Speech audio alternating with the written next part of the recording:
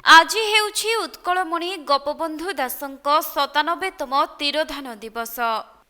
ଏହି ଅବସରରେ ମୟୂରଭଞ୍ଜ ଜିଲ୍ଲା ଉଦଳା ଥାନା ଛକଠାରେ ଉତ୍କଳମଣି ଗୋପବନ୍ଧୁଙ୍କ ତିରୋଧାନ ଦିବସକୁ ପାଳନ କରାଯାଇଛି, ଯାହାକି ଉଦଳା ଗୋପବନ୍ଧୁ ସେବା ଟ୍ରଷ୍ଟର ସଦସ୍ୟମାନେ ଆଜି ଗୋପବନ୍ଧୁଙ୍କ ପ୍ରତିମୂର୍ତ୍ତିରେ ଧୂପ ଦୀପ ଓ ପୁଷ୍ପ ମାଲ୍ୟ ଅର୍ପଣ ପୂର୍ବକ ତାଙ୍କର ସ୍ମୃତିଚାରଣ କରିଥିଲେ। ବିଶେଷ କରି ଏହି ଜାତି ଓ ଭାଷାର ଅତୁଳନୀୟ ଅବଦାନ ପାଇଁ ଉତ୍କଳମଣି ଗୋପବନ୍ଧୁ ସବୁଦିନ ମନେ ରହିବେ ବୋଲି ଏନ୍ଏସି ଅଧ୍ୟକ୍ଷା ତଥା ଗୋପବନ୍ଧୁ ସେବା ଟ୍ରଷ୍ଟର ସଭାପତି ପ୍ରମିଳା ପଣ୍ଡା ପ୍ରକାଶ କରିଥିଲେ। ଆଜି ଉତ୍କଳମଣି ଗୋପବନ୍ଧୁଙ୍କର 97ତମ ପୁଣ୍ୟତିଥି ଅବସରରେ ଗୋପବନ୍ଧୁଙ୍କ ପୁଣ୍ୟାତ୍ମାକୁ କୋଟି କୋଟି ନମନ।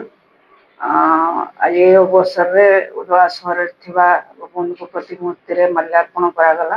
ପ୍ରତିବର୍ଷ କରାଯାଏ ଏବଂ ବ୍ଲଡ୍ ଡୋନେସନ୍ କ୍ୟାମ୍ପ ହୁଏ, ଆଗରୁ ହୁଏ, କିନ୍ତୁ ଏଥର ଆମେ ପରେ କରିବୁ, ଏଇ ପକ୍ଷରେ କରିବୁ। ଆଉ ଉତ୍କଳମଣିଙ୍କର ଅବଦାନ ସମଗ୍ର ଓଡ଼ିଶାବାସୀ କେବେ ଭୁଲି ପାରିବେ ନାହିଁ। ସେ ଓଡ଼ିଶାବାସୀଙ୍କ ପାଇଁ ଆଦର୍ଶ ଏବଂ ମାର୍ଗଦର୍ଶକ। ମୁଁ ଆଶା କରିବି ସମସ୍ତେ ଯଦି ତାଙ୍କ ମାର୍ଗକୁ ଅନୁସରଣ କରି ଚାଲନ୍ତି, ତାହେଲେ ଆମର ଯେଉଁ ଉତ୍କଳ ସବୁଠୁ ଉତ୍କର୍ଷରେ ରହିବ, ଏଥିରେ ତିଳେ ମାତ୍ର ସନ୍ଦେହ ନାହିଁ।